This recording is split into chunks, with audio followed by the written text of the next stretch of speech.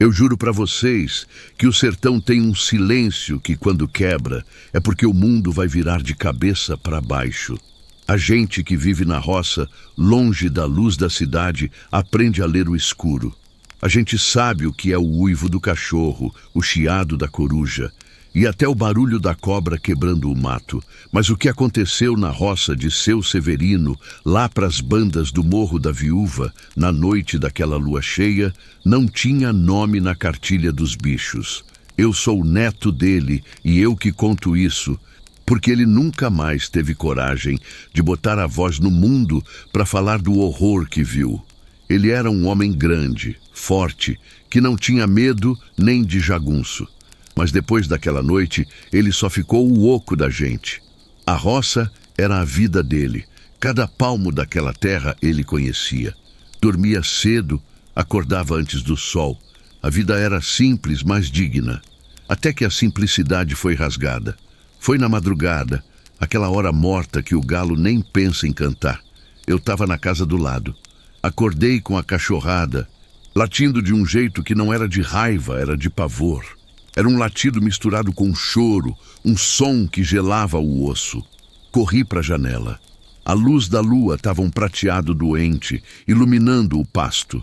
Primeiro eu pensei que era ladrão de gado, mas ladrão não faz o gado tremer dentro do curral daquele jeito, parecendo que a terra estava vibrando.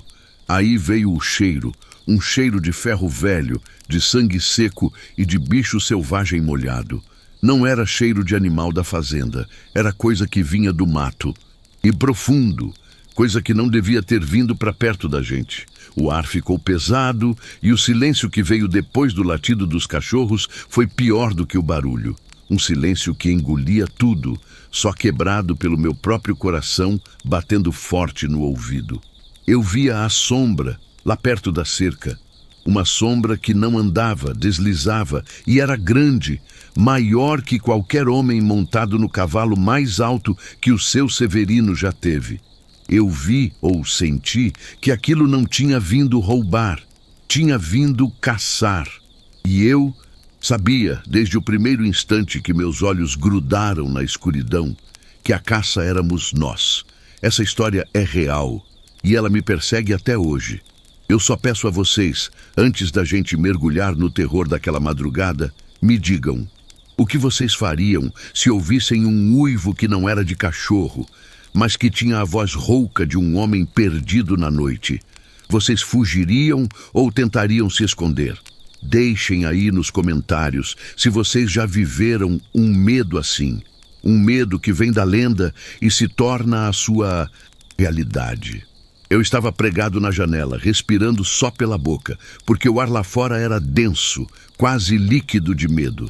Meus olhos tentavam furar a escuridão, buscando a origem daquele movimento na cerca.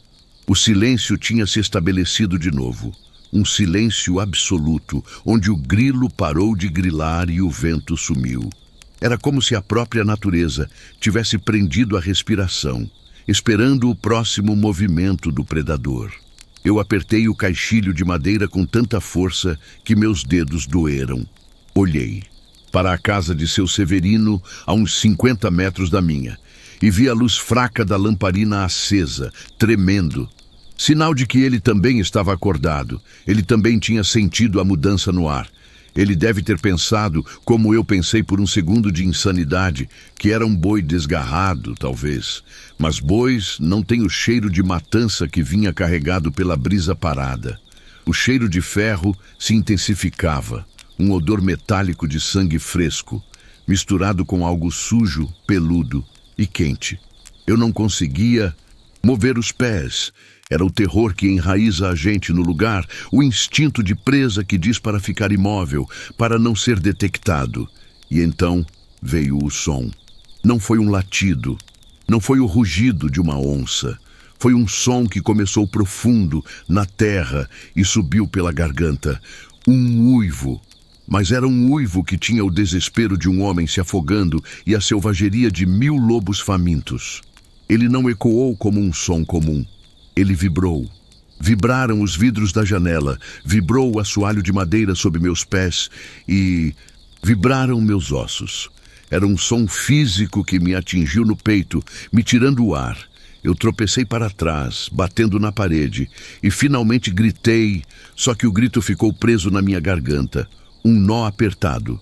Quando eu consegui olhar de novo, a sombra não estava mais na cerca, ela estava mais perto, muito mais perto. No lugar onde a cerca estava, agora havia um buraco. As toras de madeira grossa estavam quebradas como palitos de fósforo. E o rastro. Eu vi a terra revolvida pela luz do luar e as marcas eram imensas. Não eram de bicho de 4 patas, eram de 2 patas. Mas o peso era absurdo, esmagando a terra. Não era um homem caminhando. Era algo pesado, que se arrastava ou se locomovia com uma força descomunal, sem precisar de esforço. A criatura se movia em direção à casa de seu Severino e o terror se tornou pessoal, urgente. Eu precisava avisá-lo, precisava fazer algo, mas meu corpo pesava toneladas. Eu não era mais um homem, eu era apenas um olhar desesperado preso numa carcaça. Imóvel. O silêncio retornou de novo, mas desta vez não era natural. Era o silêncio que precede o bote. O silêncio de quem sabe que a vítima está encurralada e não tem mais para onde ir. Eu podia ouvir a criatura respirando, um som gutural, como um motor a diesel engasgado, vindo de algum ponto cego entre as mangueiras e a casa. Eu pensei, é o lobisomem, é a lenda que vira carne. Meu sangue gelou. Eu só conseguia rezar, implorando para que seu Severino tivesse trancado a porta e tivesse a espingarda carregada. Mas a fé não parecia suficiente contra aquela coisa, que parecia ter vindo de um lugar muito mais antigo e profano do que qualquer oração que eu pudesse lembrar. Eu só via o movimento, rápido demais para ser discernido. A escuridão ganhando forma na frente dos meus olhos, e eu sabia que aquele uivo era um aviso, um chamado, mas também era o prenúncio da morte que havia chegado para visitar a nossa roça, na calada da noite, debaixo da luz traiçoeira da lua. O medo era uma dor física rasgando meu estômago. O instinto de defesa do seu Severino, apesar da idade, ainda era forte. Eu vi a luz da lamparina se mover apressadamente dentro da casa. Ele estava se preparando. Mas se preparar para quê? Para encarar um demônio transformado em fera? Naquele momento, o som gutural de respiração profunda se tornou um rosnado baixo, quase um cochicho grave, mas era tão potente que eu senti o chão vibrar novamente. Eu soube que ele havia chegado à porta. Meu corpo reagiu antes que minha mente pudesse processar.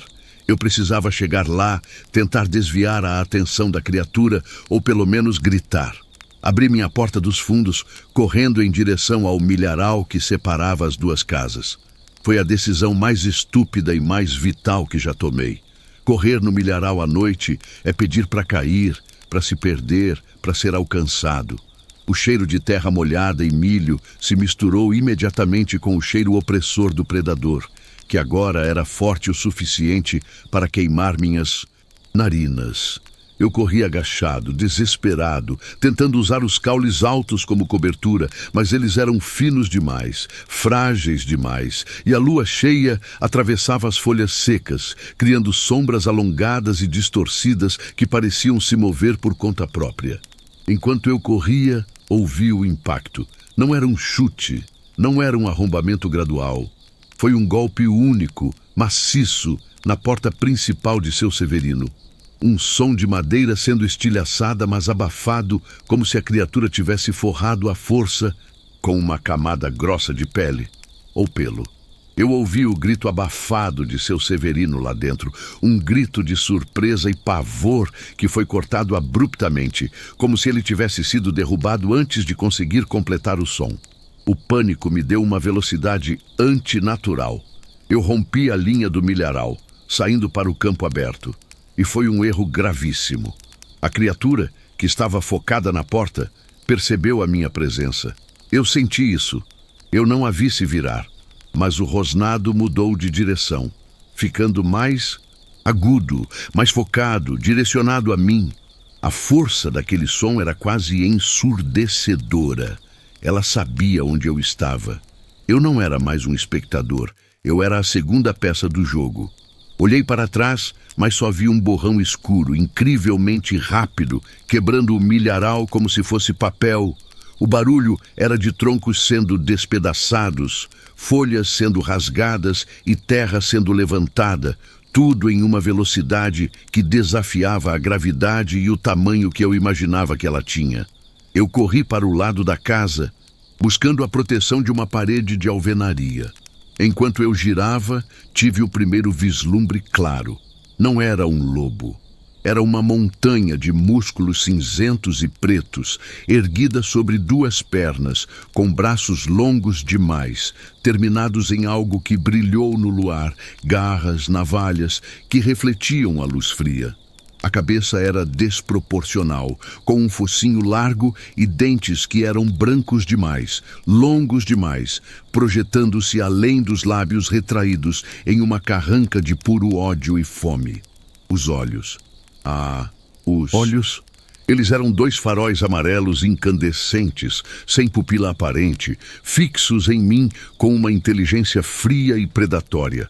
Não era um bicho irracional. Era um caçador que estava se divertindo. Senti o cheiro ainda mais forte e tive a certeza de que se eu caísse ali seria o meu fim. A criatura deu um salto, cobrindo a distância de 10 metros em menos de um segundo. Eu me joguei contra a parede da casa, tentando me esconder no canto mais escuro. Eu estava prensado contra a parede, ofegante, com o concreto áspero arranhando minhas costas. O lobisomem parou a poucos metros, sua respiração pesada e ruidosa, ecoando como um fole gigante. Era um som úmido, saturado de saliva e talvez algo pior. Eu não podia ver a criatura inteira, mas a projeção de sua sombra na parede era monstruosa, distorcendo-se e crescendo com a pulsação de seu corpo. Ela era maciça, pelo menos 2,5 metros de altura, e a cada movimento os músculos sob o pelo pareciam se contorcer com uma força reprimida. O cheiro era insuportável. Era o cheiro de morte misturado com terra podre e uma acidez que me fazia chorar. Era a essência do que não deveria existir. Eu tapei a boca com a mão, tentando impedir que qualquer som, qualquer respiração, me entregasse. O som de seus pés se movendo era diferente. Não era o caminhar de um quadrúpede, mas passos lentos e pesados, como pilares de carne e osso. O animal estava me cercando, não por instinto, mas com uma paciência calculada. Ele sabia que eu estava ali, mas estava prolongando o momento. Eu podia sentir o calor emanando de seu corpo, um calor febril, anormal, contrastando com o frio úmido da madrugada do sertão. De repente, o rosnado cessou. Houve um silêncio total. Meu coração estava tão alto que eu pensei que ele ia explodir pelo meu peito. E então senti. Os olhos amarelos se moveram. A criatura inclinou a cabeça e o pelo grosso e úmido roçou levemente a parede de madeira da casa. Eu estava a menos de 1 metro dela, separado apenas pela esquina do cômodo. Eu me agarrei à única arma que eu tinha no meu corpo, o terror que me impedia de me mover. Qualquer movimento meu seria o gatilho para o ataque final. Eu podia sentir a umidade da respiração dele se espalhando no ar. Eu fechei os olhos, esperando o toque da garra, o rasgar da carne, o fim. Mas o toque não veio. Em vez disso, a criatura soltou um som baixo, um tipo de lamúrio gutural que parecia quase de satisfação. Era como se estivesse saboreando o meu medo. Eu forcei meus olhos a se abrirem. O brilho amarelo dos olhos estava agora na minha frente, na minha linha de visão, mas ainda mantinha uma distância mínima. O lobisomem estava me encarando, e por um instante horrível, eu senti que não era apenas um bicho me olhando. Era algo que me entendia, que lia o meu medo. Não havia fúria cega naqueles olhos, havia intenção, havia malícia. Ele se moveu de novo, muito lentamente. Vi o detalhe de uma das garras gigantescas, curvada e preta, raspando o chão de terra. Se aquela garra Me acertasse, ela me abriria ao meio sem esforço. Eu estava paralisado. Lembrei-me do grito cortado de seu Severino. Eu pensei, ele já o pegou. Sou o próximo. O lobisomem cheirou o ar, bem onde eu estava escondido. A respiração forte fazendo o pó do chão se levantar. Ele não precisava me ver, ele me sentia, ele me cheirava, e ele estava ali, parado, imponente, decidindo como seria o abate. Eu rezei em silêncio. Rezei para que a luz do sol viesse. Rezei para que o lobisomem fosse embora. Mas a lua cheia estava no auge, prateada e cruel, e o tempo parecia ter parado apenas para testemunhar o meu desespero e o poder daquela coisa. O lobisomem finalmente se cansou do jogo. Eu senti a mudança no ar, o rosnado baixo voltando, mais profundo e impaciente. Ele não me atacou diretamente onde eu estava escondido, mas deu um passo para trás, virando-se para a porta de seu Severino, que estava agora parcialmente aberta e estilhaçada. Ele me deu um segundo de alívio, mas era um alívio terrível, porque eu sabia que a atenção dele estava de volta ao meu avô. Eu ouvi os passos pesados se moverem até o portal danificado. E então, ouvi o som que nunca vou esquecer. O som da garra gigante entrando pela fresta da porta. Não era uma pata, era uma mão, mas grotescamente ampliada, com nós dos dedos que pareciam rochas e garras que eram facas de açougueiro. Eu ouvi a madeira do portal gemer e quebrar sob a pressão daquela mão que vasculhava o interior da casa. Parecia que o lobisomem estava procurando algo ou alguém dentro do pequeno cômodo. Eu estava imóvel, mas meus ouvidos estavam em alerta máximo. O cheiro de morte e sangue aumentou. Eu podia imaginar a cena lá dentro. O lobisomem forçando a entrada, seu Severino acuado. Ouvi um barulho de metal sendo arrastado e derrubado. Devia ser a espingarda que meu avô tentou pegar. O lobisomem soltou um som de frustração, um grunhido pesado. Ele não estava conseguindo entrar completamente por causa dos escombros da porta. Eu podia ouvir o arranhar da garra no chão de cimento batido. A frustração do monstro era palpável. Ele puxou a mão para fora e eu ouvi o som úmido da pele sendo rasgada. Algo havia resistido lá dentro. Ele não estava ferido, claro, mas a interrupção parecia ter irritado a fera. Naquele momento, eu soube que era minha única chance. Se eu não tentasse desviar a atenção dele agora, Severino estaria perdido. Eu peguei uma pedra grande que estava ao lado da parede e joguei com toda a minha força na direção oposta, em uma pilha de latas velhas perto do galinheiro. O barulho foi estrondoso no silêncio da noite. Funcionou. O lobisomem parou de mexer na porta. Ele se virou, e eu vi o perfil de sua cabeça, os olhos amarelos se movendo instantaneamente na direção do barulho. Sua inteligência estava lutando com seu instinto. Ele sabia que algo estava na casa, mas um novo alvo havia se manifestado. O rosnado voltou, agora mais alto, carregado de raiva pura. Ele deu um passo pesado em direção ao galinheiro. Eu vi o erro. Eu havia jogado a pedra para longe demais. Ele se afastou da casa e começou a andar, primeiro lentamente, depois acelerando. Eu precisava fazer barulho mais perto da casa, para prendê-lo. Desesperado, chutei uma lata de querosene vazia que estava perto do canto. O som metálico e seco foi perfeito. O lobisomem parou abruptamente, sua cabeça girando com uma velocidade inacreditável. Ele olhou para o meu canto, os olhos brilhando com uma fúria renovada. Ele percebeu o truque. Eu tinha me revelado. A caça primária não estava na casa. Estava lá fora, tentando salvar o outro. O monstro soltou um rugido estrondoso. Quebrou a lata de querosene com um tapa da mão e começou a vir em minha direção, decidido a me alcançar. A sua fúria era uma onda de calor e cheiro de sangue que me atingiu em cheio. O lobisomem estava vindo, não mais espreitando, mas em uma investida direta. Eu vi o corpo dele se lançar para a frente e o chão tremeu. Eu não pensei. Apenas corri. Corri, para o lado da casa, passando pela porta destruída, e vi o horror lá dentro. Seu Severino estava caído perto da mesa, ensanguentado, mas parecia estar vivo. Não havia tempo para checar. Eu saltei a pequena varanda e me lancei em direção à parte de trás da roça, onde ficava o curral dos bodes e das ovelhas. Meu objetivo era simples: usar a cerca de arame farpado como obstáculo, embora eu soubesse que não seguraria aquela criatura por mais de um segundo. O barulho do lobisomem correndo atrás de mim era ensurdecedor.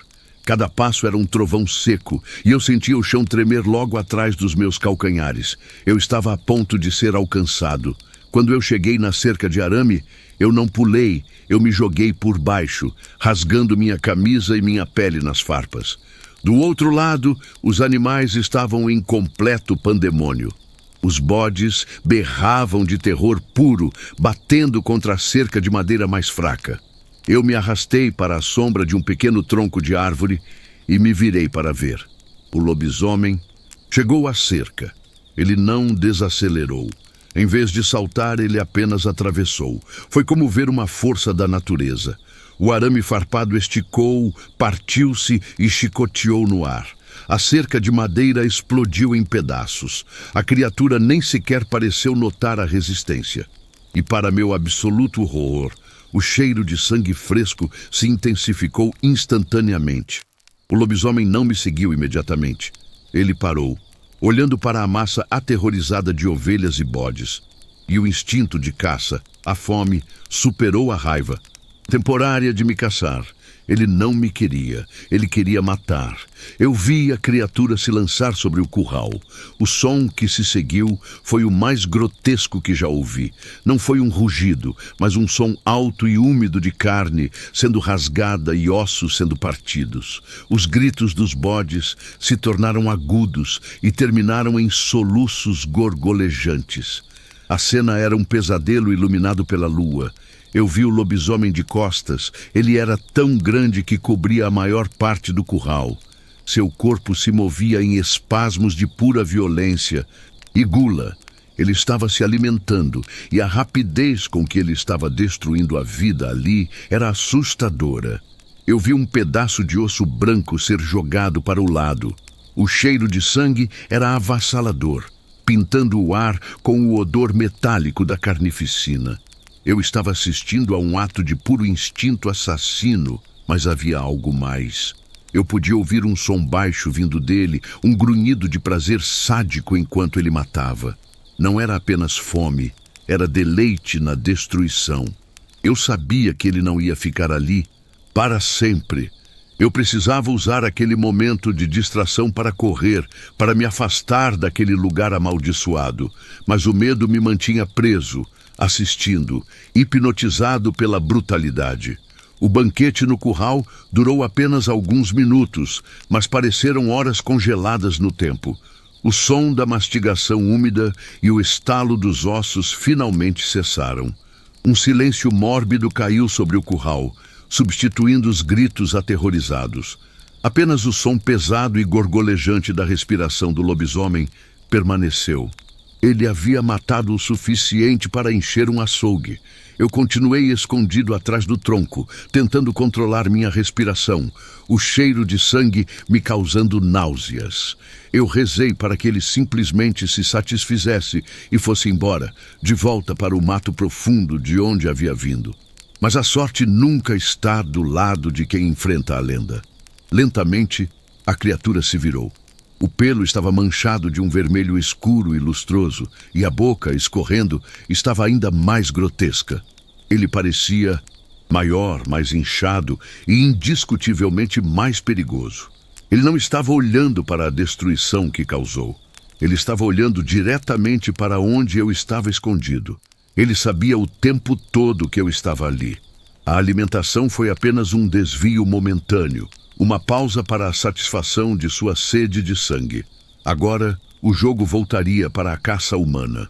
O lobisomem deu um passo em minha direção, um passo lento e deliberado, como se quisesse me dar tempo para absorver o pavor. Seus olhos amarelos se cravaram nos meus, Neste momento, o terror era tão intenso que ele me limpou de qualquer pensamento de fuga. Eu estava em choque, apenas encarando a criatura. E naquele confronto mudo, eu vi o que realmente era aterrador no lobisomem de seu Severino. Não era a força nem os dentes. Era a consciência. Havia um brilho de razão, uma inteligência fria por trás da selvageria animal. Ele não era uma máquina de matar. Era um ser que escolhia matar, que apreciava o terror. Ele parecia estar me avaliando, talvez decidindo se o prazer de me caçar seria maior do que a facilidade de me esmagar ali mesmo. O lobisomem levantou uma das mãos ensanguentadas e eu vi o sangue pingar das garras. Ele não atacou, ele apenas a manteve erguida. E então ele soltou um som. Não era um uivo nem um rosnado. Era um som que parecia quase uma imitação de risada humana, rouca e forçada, cheia de zombaria. Aquele som me quebrou. Era a prova de que eu estava lidando com algo que tinha uma alma maculada, não apenas um instinto animal. Eu me senti invadido, exposto. Meu corpo começou a tremer incontrolavelmente e eu não conseguia tirar os olhos dos dele. Eu sabia que ele estava esperando eu quebrar o contato visual, esperando eu me mover para lançar o ataque. A pressão daquele olhar era física. Eu não conseguia respirar, mas também não podia desmaiar. Eu estava na mira de um predador antigo e ele estava me saboreando. O confronto mudo durou o que pareceu ser uma eternidade, mas eu sabia que o lobisomem não seria misericordioso para sempre. O cheiro de sangue começou a atrair moscas e insetos, mas a criatura não se incomodava. Ela estava focada em mim. Eu precisava agir, e a única rota de fuga era para trás, de volta para o milharal. Mas era um suicídio. Eu olhei para a minha própria casa, a única proteção que me restava. O risco de correr até lá era imenso. Em um lampejo de puro desespero, forcei meus músculos a se moverem. Em vez de correr, eu rolei para o lado oposto da árvore, me lançando na terra, usando o pânico como combustível. O lobisomem reagiu no mesmo instante. O grunhido de satisfação dele se tornou um rugido de fúria e traição. Ele me viu me mover e o som de sua investida foi imediato. Eu me levantei e corri, desengonçado, de volta para minha casa, ignorando a dor das farpas e dos arranhões. Eu ouvia os passos do lobisomem batendo na terra, cada um mais perto. Eu podia sentir o hálito quente e fedorento nas minhas costas. Eu cheguei à parede de casa e me joguei na direção da pequena janela da cozinha, que eu havia deixado entreaberta por causa do calor. Não havia tempo para abrir. Eu arrebentei o caixilho de madeira com o ombro, me esmagando e me rasgando no processo, entrando na cozinha em um rolo desajeitado. Mal consegui puxar as pernas para dentro. O lobisomem estava imediatamente na janela. O som de seu corpo batendo na parede fez a casa inteira tremer. Eu me arrastei pela cozinha, jogando cadeiras e panelas, esperando que o barulho o confundisse por um momento. Eu me escondi atrás do fogão a lenha, curvado, ensanguentado e exausto. O lobisomem estava tentando forçar a entrada pela janela quebrada, mas a abertura era estreita demais para sua massa corporal colossal. Eu ouvia o raspar das garras na alvenaria, tirando pedaços do reboco. Ele estava frustrado, furioso. O rugido que ele soltou era de dor e raiva contida. Eu sabia que ele logo daria um jeito de entrar, ou simplesmente quebraria a parede. Mas, subitamente, os ruídos na janela cessaram. O rosnado diminuiu, transformando-se em um som de frustração profunda, e depois em um uivo prolongado, um lamento que parecia carregar toda a dor e a fome do mundo. Eu não ousei me mover. Ouvi os passos pesados se afastarem da janela, indo em direção ao campo aberto. O lobisomem estava recuando. O uivo final se perdeu na distância, tornando-se mais fraco, mais distante, até que finalmente se dissolveu no silêncio da madrugada. Eu permaneci imóvel por mais de 1 hora, até que a primeira e fraca luz cinzenta do amanhecer começou a invadir a cozinha. Quando finalmente me atrevi a sair, com o sol já nascendo, o terror se tornou evidência. Na terra batida, perto da cerca destruída, havia uma marca. Um círculo profundo e quase perfeito, onde o solo estava esmagado e compactado. Parecia que um pequeno poste de concreto havia caído ali. Mas não era um poste. Era onde o lobisomem havia se apoiado ou ficado parado. E o peso da criatura era tão extremo que havia criado uma cratera na terra seca.